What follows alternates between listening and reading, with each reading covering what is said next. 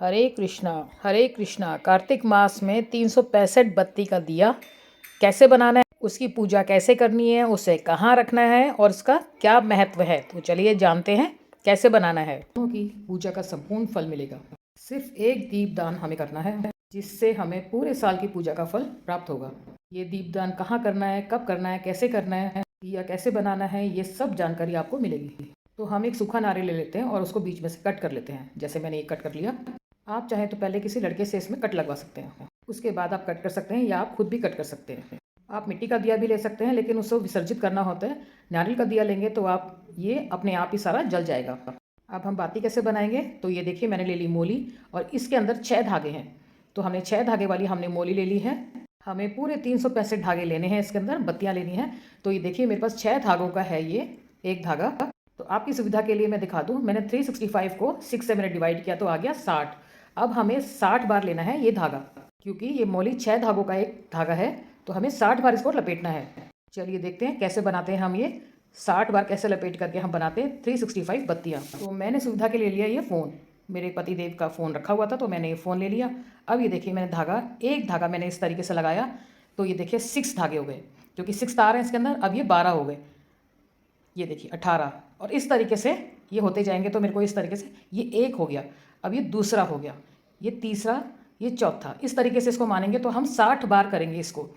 तो 60 बार करने के बाद हमारे 360 हमारे धागे हमारे हाथ में आ जाएंगे।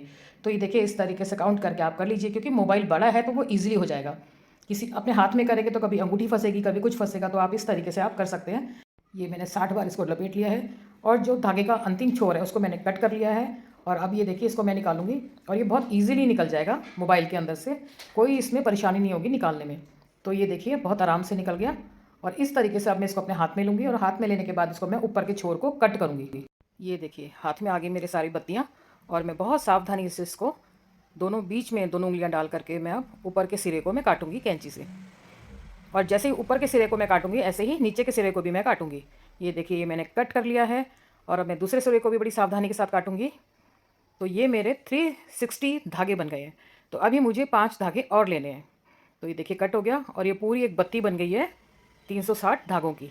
तो ये देखिए एक मोटी बत्ती बन गई है, और ये मैंने रख दिया अभी इसके अंदर, नारियल के अंदर। अब मेरे को 5 बत्ती और लेनी है।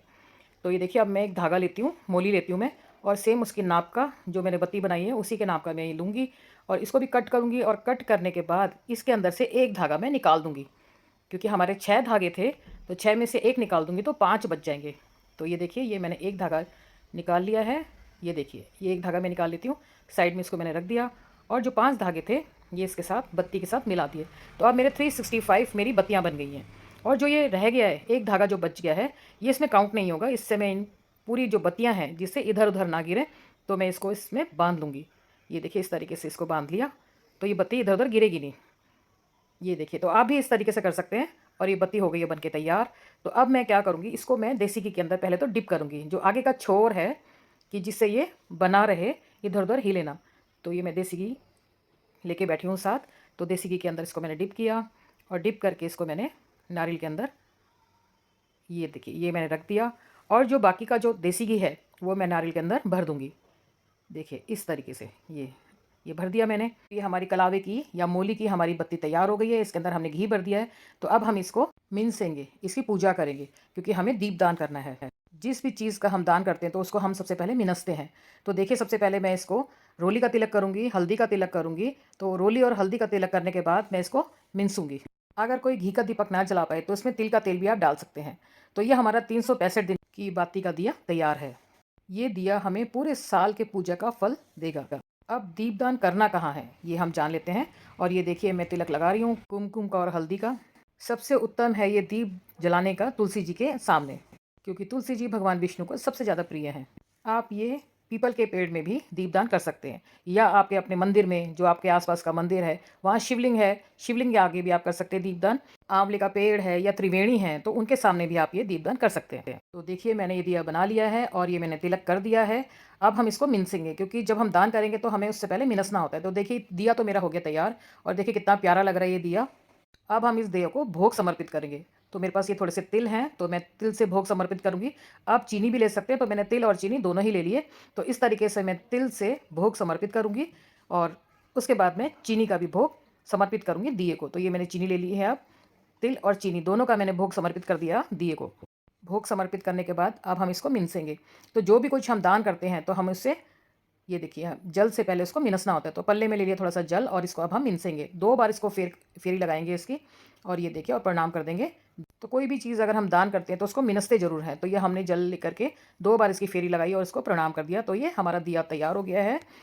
ये तो हमने जान ही लिया कि दीपदान कहाँ करना है। तो अब ये जान लेते हैं कि दीपदान कब करना है। तो ये दीपदान हमें एकादशी के दिन, पूर्णमासी के दिन, अमावस्या के दिन, इन दिनों में से किसी भी दिन आप ये दीपदान कर सकते हैं। अब जान लेते हैं दीपदान किस समय करें। तो अगर ये ब्रह्म वेला में जाकर के आप दीपदान कर सकते हैं तो बहुत ही अच्छी है, बहुत ही अच्छा फल देता है। लेकिन अगर आप ब्रह्म वेला में नहीं उठ सकते तो आप सायंकाल, शाम के समय जाकर के भी आप पीपल जी में, केले में, त्रिवेणी में या मंदिर में जाकर के आप दीपदान कर सकते हैं। या आपके घर के अंदर ही तुलसी जी हैं तो आप उनके सामने भी ये दीपदान कर सकते हैं। क्योंकि ये दीपदान है तो ये अंधेरे में किया जाता है, जिससे लोगों को उजाला मिले, लोगों की ज़िंदगी में उजाला हो और हमारी ज़िंदगी में भी उजाला हो। तो इसलिए ब्रह्म वेला सबसे अच्छा टाइम होता है जब सूर्योदय नहीं हुआ होता, और एक सायंकाल, शाम का समय सबसे अच्छा होता है। 365 बाती का ये दीपदान इसलिए किया जाता है, कार्तिक मास में इसलिए किया जाता है, कि जिससे जो पूरे साल में कोई एक दिन भी आपका कोई नागा हो गया हो या छूट गया हो तो वो इसमें आ जाता है, इसमें काउंट हो जाता है। तो इसलिए 365 बत्ती हम बनाते हैं। इस बत्ती को हम बना करके हम मंदिर में या तुलसी जी के आगे रखेंगे और ये 365 बाती वाला दीप दान हम करेंगे। अब ये तो बता दिया कहाँ करना है, कैसे करना है, कब करना है, तो ये सब मैंने बता दिया है। अगर आपको कोई भी डाउट हो, तो आपको कोई डाउट क्लियर करना हो तो आप मेरा ये डिस्क्रिप्शन में या मेरा वीडियो आप ये देख सकते हैं। और इससे रिलेटेड और भी जो भी कोई व्रत, कथा, गृहस्थ और पूजा के बारे में आप मेरे वीडियो को देख सकते हैं। कार्तिक मास ये ऐसा मास है जो हर साल आता है, और इसमें आप जितनी भी आप पूजा पाठ करेंगे तो वो आपको कई हज़ारों, लाखों, करोड़ों गुना आपको इसका फल मिलेगा। अगर आपने एक बार एक माला का जप किया है तो आपको उसको 1000 गुना के करीब फल मिलेगा। कि अगर आप जितना भी पूजा पाठ करेंगे, जितना भी दान पुण्य करेंगे तो वो आपको कई करोड़ों गुना मिलेगा। तो इसी तरीके से बोला जाता है कि अगर आप इन दिनों में आप भागवत कथा करेंगे या आप गीता पढ़ेंगे तो उसका भी आपको कई हज़ार गुना फल कार्तिक मास में आपको मिलेगा। क्योंकि कार्तिक का महीना राधे रानी का महीना है, तो अधिक से अधिक भागवत कथा कीजिए, गीता पढ़िए और चैंटिंग कीजिए। पाठ रोज करें। 10वां स्कंद जो है वो 10वां स्कंद तो बहुत ज़रूरी है इस अधिक मास में, पुरुषोत्तम मास में करना। तो मेरे जितने भी सब्सक्राइबर्स हैं और जो बाकी लोग जो मेरे को सुन रहे हैं और जो मेरे को देख रहे हैं, तो मैं उनसे हाथ जोड़कर विनती करती हूँ, आप जितनी भक्ति कर सकते हैं ठाकुर जी की, महादेव की, आप जितनी भक्ति कर सकते हैं, जितनी पूजा पाठ कर सकते हैं आप करिए। क्योंकि इन दिनों में करने से आपको कई हज़ार गुना फल मिलेगा। तो ये कईयों को नहीं पता होता, तो इसलिए मैं आपको ये जानकारी के लिए मैं बता रही हूँ। तो आप इसी तरीके से पूजा पाठ कीजिए, और ये जो दीपदान का जो मैंने ये बताया है, ये आप इस तरीके से दीपदान कीजिए। हर एक व्यक्ति का, घर के मेंबर का हर एक दिया आप ऐसे इस तरीके से बना लीजिए, और सबके नाम का दिया जा करके आप तुलसी जी में, पीपल जी में, मंदिर में जा करके अगर आप दान करके आएंगे तो आपको देखिए आपको कितना करोड़ों गुना फल प्राप्त होगा। तो मैं अपना ये वीडियो यहीं बंद करती हूँ और मिलती हूँ अगले वीडियो में किसी और इंटरेस्टिंग टॉपिक के साथ। तब तक देखते रहें व्रत कथा गृहस्थ को।